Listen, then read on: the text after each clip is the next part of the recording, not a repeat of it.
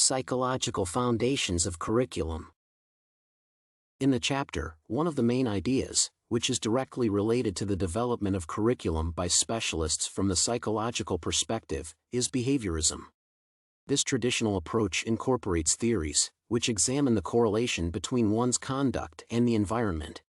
Thus, a stimulus and a response are interrelated, as it was established by Edward Thorndike, and this provision emphasized the importance of real-life situations for acquiring knowledge. It means that curriculum workers can affect the outcomes of the learning process by readjusting the classroom conditions. In this way, they make sure that the materials are used in practice rather than being purely theoretical data. Another method of underpinning the efforts of educators by psychological frameworks is the focus on cognition. This field is emphasized as the most critical area for promoting students' learning capability, and this standpoint is confirmed by the mechanism of developing reasoning and problem-solving strategies. According to Ornstein and Hunkins, the main consideration, which is used by curriculum specialists in designing programs, is the fact that working memory is limited to processing small chunks of information.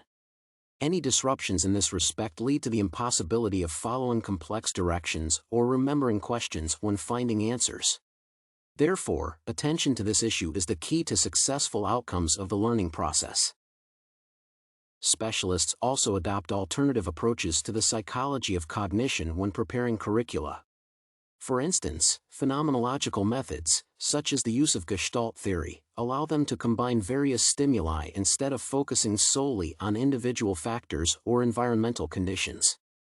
In practice, these two aspects determine the results, and any shifts in the classroom affect the perceptions of students, which can influence their outcomes in an unexpected way. In this way, manipulating the environment helps readjust individual behavior and enhance productivity. As a result, both educators and learners benefit from a well-organized process. The use of the mentioned approaches is complemented by the inclusion of tasks, which develop creative thinking skills. This ability is critical for finding solutions to complex problems instead of focusing on theoretical knowledge and memorization of answers. It is connected to one's intuition, which allows recognized patterns in order to suggest an appropriate method of coping with different situations. Moreover, creativity increases the quality of the presented thoughts, which is crucial for an efficient exchange of information in the classroom setting. Thus, this integral element of curricula seems the basis for individual success in dealing with challenges in life.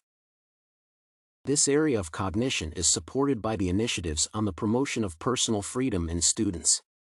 It helps learners exercise an unbiased approach to the presented data and, consequently, ensures their proper reaction to stimuli and promotes the exploration of phenomena. This condition appears to be essential for acquiring other skills and knowledge because it implies individual responsibility for the outcomes and a better understanding of the examined subjects. As a result, a high degree of freedom allows people to effectively achieve goals in their work while being aware of their role in the process and the accompanying liability.